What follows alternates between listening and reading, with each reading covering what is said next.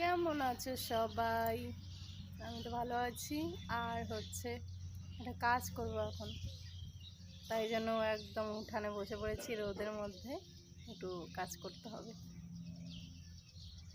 এই যে সুপারিগুলো দেখছো, এগুলো মা কেটে দিয়েছে, আমি সাজিয়ে সাজিয়ে দেই বসে বসে। আমার তো আর সেরকম কাজ নেই, এগুলো একটু এগিয়ে দেই মাকে।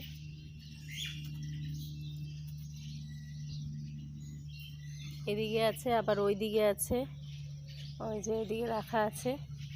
চলো ফটাফট করে নেই, তারপরে আবার দেখা হচ্ছে। এই যে সুপারিগুলো আমি এই যে এইভাবে সাজিয়ে দিলাম রোদে। এখন রোদ হোক, তাহলে আবার এই যে এই সুপারিগুলো খোসার থেকে যে যেমন আটকে আছে না, খোসার থেকে ছেড়ে গেলে না, খোসা থেকে ছাড়াতে খুব সুবিধা, তাই জন্যই কেটে রোদ দেওয়া।